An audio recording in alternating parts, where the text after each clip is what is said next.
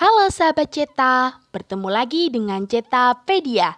Di video kali ini, Cetapedia akan membagikan materi mengenai kalor. Jadi kita akan belajar mengenai perbedaan kalor dengan suhu dan juga penerapan kalor di kehidupan sehari-hari. Tapi sebelum kalian nonton video ini, jangan lupa untuk klik tombol subscribe dan juga nyalakan tombol notifikasinya agar kalian tidak ketinggalan saat ada video baru dari Cetapedia. Terima kasih, selamat menyaksikan.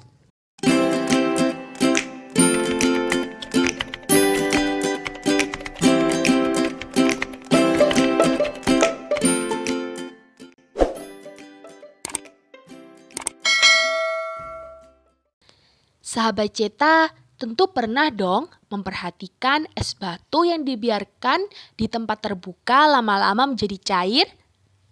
Nah, itu merupakan salah satu contoh dari penerapan kalor. Jadi, kalor itu apa sih? Dan apa bedanya kalor dengan suhu? Mau tahu? Simak video berikut sampai selesai. Oke sahabat Ceta, kita akan belajar mengenai kalor, yaitu perubahan suhu dan perubahan wujud benda.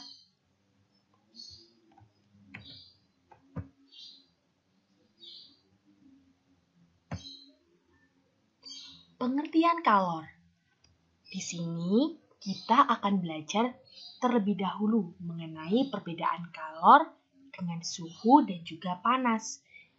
Apa sih perbedaan kalor, suhu, dan juga panas?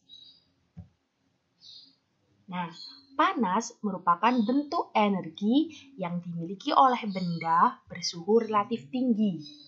Sedangkan suhu merupakan derajat panas atau dinginnya suatu benda. Nah, kalor sendiri merupakan bentuk energi yang mengalir karena adanya perbedaan suhu. Jadi kalau panas itu sesuatu yang ada dalam benda. Nah, kalau suhu derajatnya.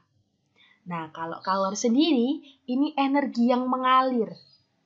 Seperti itu. Nah, kalor merupakan energi panas yang berpindah dari benda yang bersuhu lebih tinggi ke benda yang bersuhu lebih rendah. Satuan kalor dalam SI dinamakan joule, sedangkan dalam ilmu gizi dinamakan kalori atau kilokalori. Kalor dan makanan. Sahabat Ceta tentu pernah dong mengukur atau menghitung berapa kalori yang kita makan di sarapan pagi hari. Dari mulai nasinya, sayur mayurnya, lauk, susu, dan lain sebagainya. Nah, 1 kalori sendiri, ya, jumlah energi panas yang dibutuhkan untuk menaikkan 1 gram air hingga naik sebesar 1 derajat Celcius. 1 kalori sama dengan 4,184 atau biasa dibulatkan dengan 4,2 joule. Nah, contohnya yaitu saat zat gizi makanan mengandung energi kimia yang dapat diubah menjadi energi panas atau energi bentuk lain, sebagian energi ini digunakan untuk mempertahankan suhu tubuh. Nah, itu sebabnya saat kamu kedinginan, kamu tidak akan menggigil. Nah, kamu akan menggigil, kamu akan merasakan kedinginan atau merasakan sesuatu menggigil dari tubuhmu itu karena proses metabolisme tubuh untuk mempertahankan suhu tubuh agar tetap terjaga. Seperti itu. Nah, itu gunanya kita mengkonsumsi sebuah makanan agar makanan tersebut diubah dari energi kimia menjadi energi panas atau bentuk energi yang lain. Kita dapat mengetahui informasi gizi dari setiap makanan. Biasanya itu terdapat di bungkus makanannya. Jadi kalau kita perhatikan saat kita beli jajan atau beli makanan, ada yang namanya informasi nilai gizi, seperti yang ada di gambar ini. Nah, itu dimaksudkan agar konsumen saat mengkonsumsi makanan tersebut tahu berapa kalori yang terkandung dalam makanan tersebut, gitu ya. Oke, kita lanjut. ke kalor dan perubahan suhu. Di sini sudah ada bermacam-macam gambar. Ada air yang sudah dipanaskan, ada es batu, ada memanaskan besi, ada juga memasak di sebuah tungku. Nah, suhu benda akan naik jika benda itu mendapat kalor. Jadi kalor ini identik dengan sesuatu yang panas. Nah, sebaliknya suhu benda akan turun jika kalor dilepas dari benda itu. Jadi kalau kita melepaskan apinya, otomatis si benda yang terkena api tadi akan suhunya normal lagi atau dingin. Seperti itu. Air panas jika dibiarkan lama-kelamaan akan mendingin mendekati suhu ruang. Jadi setelah memasak air, kemudian kita matikan kompor, kita taruh air itu di tempat biasa, maka lama-kelamaan suhu air akan normal lagi. Seperti itu. Nah, hal ini menunjukkan bahwa sebagian kalor dilepaskan benda tersebut ke lingkungan. Jadi seperti itu, paham ya? Jadi kalau benda itu dikenai sebuah kalor, dikenai sebuah panas, kemudian ada energi yang mengalir yang disebut kalor itu, maka suhu benda akan naik, menyerap sebuah kalor. Jika kita melepaskan kalor itu dari benda, maka suhu akan kembali normal. Seperti itu. Oke, kita lanjut ke kalor jenis zat. Nah, kalor jenis zat ini merupakan jumlah kalor yang dibutuhkan untuk menaikkan suhu 1 gram zat sebesar 1 derajat Celcius. Jadi beberapa benda itu memiliki kalor jenis zat tersendiri. Jadi beda-beda macamnya. Nah, di sini ada beberapa bahan dengan kalor jenisnya masing-masing. Ada air dengan kalor jenisnya masing-masing. Yang tadi kalor jenis airnya itu 4,184 atau kita bulatkan biasanya 4,2 joule. Ada alkohol, ada aluminium, dan lain sebagainya. Nah, untuk mengetahui saat kita berapa banyak kalor yang diterima ataupun dilepas, kita bisa menghitung dengan rumus Q sama dengan M kali C kali delta T, atau bisa disingkat dengan Q macet. M ini adalah massa, C-nya, C kecil ini adalah kalor jenis zat, dan delta T ini adalah perubahan suhu. Nah, di sini sudah ada keterangannya. Jadi kalau mau mencari sebuah kalor atau banyak kalor yang dilepas atau banyak kalor yang diterima, maka bisa menggunakan rumus Q macet. Nah, Q sama dengan M kali C kali delta T. Kalor untuk menaikkan suhu benda bergantung pada jenis benda itu. Itu sebabnya ada kalor jenis masing-masing benda. Semakin besar kenaikan suhu benda, kalor yang diperlukan juga semakin besar pula. Jadi kalau suhu bendanya itu semakin tinggi, maka kalor yang diperlukan juga semakin, atau energi yang diperlukan juga semakin besar. Semakin besar massa benda, kalor yang diperlukan untuk menaikkan suhu juga semakin besar pula. Jadi semakin banyak air yang kita ingin didihkan, maka semakin banyak pula kalor yang kita butuhkan untuk mendidihkan air tersebut. Nah, ini merupakan contoh soal dari penerapan rumus Q macet. Timah bermassa 2 kg mempunyai kalor jenis 1400 joule kilogram min 1 C-1 atau joule per kilogram derajat Celcius. Banyaknya kalor yang diserap timah untuk menaikkan suhunya dari 50 derajat Celcius sampai 100 derajat Celcius adalah, nah pembahasannya kita tulis dulu diketahuinya. Massa timah yaitu 2 kg.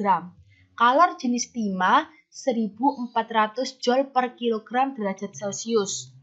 Nah, mengalami perubahan suhu dari 50 derajat Celcius sampai 100 derajat Celcius. Maka delta T-nya adalah 50 derajat Celcius. Yang ditanyakan adalah kalor yang diserap timah. Jadi Q-nya. Langsung menggunakan rumus Q sama dengan MC delta T. M-nya dimasukkan massanya 2 kg, C-nya dimasukkan 1400, kemudian delta T-nya 50. Sehingga tinggal dikalikan semuanya ketemu 140.000 joule. Atau bisa kita singkat dengan 1,4 kali 10 pangkat 5 joule. Mudah kan?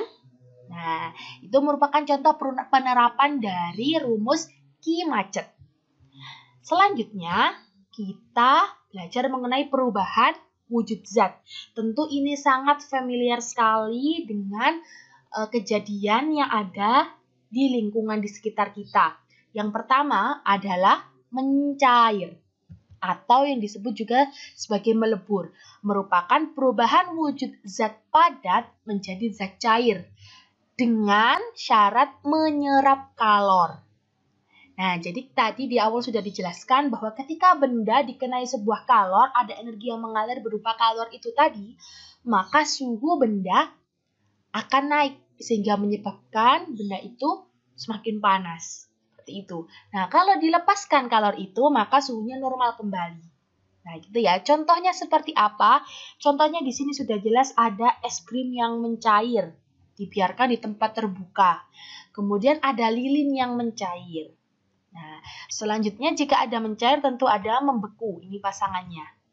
Membeku merupakan perubahan wujud zat cair menjadi zat padat dengan cara melepas kalor. Jadi kalau kalornya dilepas, cairnya tadi bisa menjadi padat. Nah, contohnya yaitu pada es batu, pembuatan es batu yang awalnya itu bersifat cair, air yang cair dimasukkan ke dalam freezer dengan suhu yang relatif rendah di freezer tadi, maka lama-kelamaan akan membeku.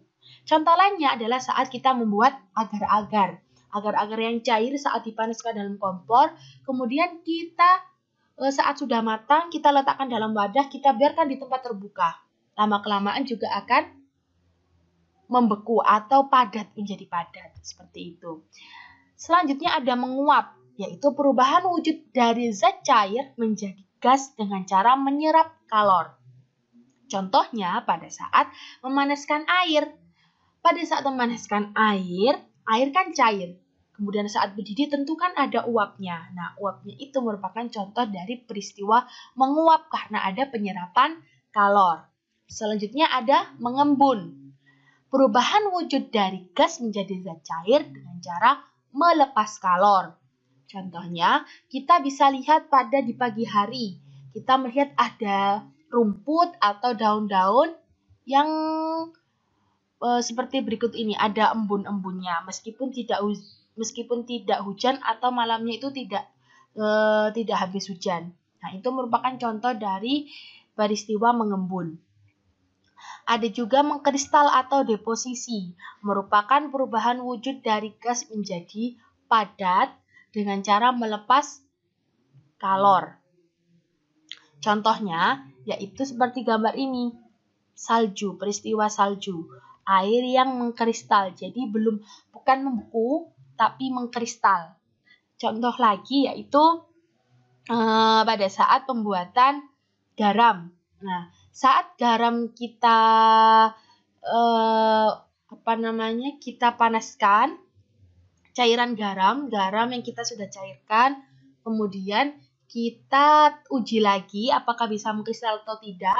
Itu biasanya di balik tutup atau di balik penutupnya dari beker gelas itu saat kita panaskan, lama-kelamaan akan timbul kristal-kristal di balik tutupnya. Itu contoh dari sebuah mengkristal. Contoh lagi yaitu seperti gula, proses pembuatan gula pasir. Nah, itu dari cairan tebu yang lama-kelamaan diproses, kemudian jadilah sebuah kristal gula. Selanjutnya ada menyublim, merupakan perubahan wujud dari zat padat menjadi gas dengan cara menyerap kalor. Contohnya yaitu pada kapur barus. Ini ya, pada kapur barus yang kita letakkan di lemari untuk pengharum pakaian, lama-kelamaan akan habis karena dia menguap, seperti menguap gitu. Tapi ini menyublim karena dari zat padat. Kalau menguap kan dari zat cair, sedangkan kalau menyublim itu dari zat padat. Nah, seperti itu. Oke, kita lanjut ke slide selanjutnya ya.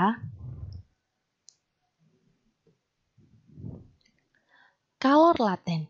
Kalor laten merupakan kalor untuk mengubah wujud zat. Jadi, yang tadi kan ada perubahan wujud zat. Nah, kalor yang diperlukan ini dinamakan kalor laten. Nah, kalau laten sendiri itu ada dua macam, yaitu ada kalor penguapan, disimbolkan dengan huruf U, dan juga ada kalor lebur, disimbolkan dengan huruf L. Nah, satuannya yaitu joule per kilogram. Nah, setiap benda memiliki kalor uap dan juga kalor lebur yang berbeda-beda. Contoh soalnya yaitu berapa kalor yang dibutuhkan untuk meleburkan 5 kg air dalam keadaan beku atau es batu. Jika kalor lebur airnya yaitu 336.000 joule per kilogram. Jadi langsung saja kita tulis diketahuinya yaitu massa 5 kg.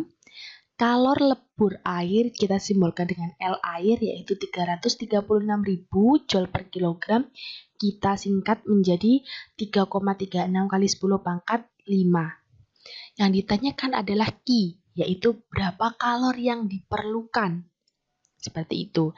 Langsung karena di sini adalah ada kalor leburnya, jelas menggunakan rumus Q sama dengan M kali L. Kita masukkan masanya 5 kg, kemudian L-nya, L air, kita masukkan. Kemudian 5 kita kalikan 3,36, ketemu 16,8 kali 10 pangkat 5.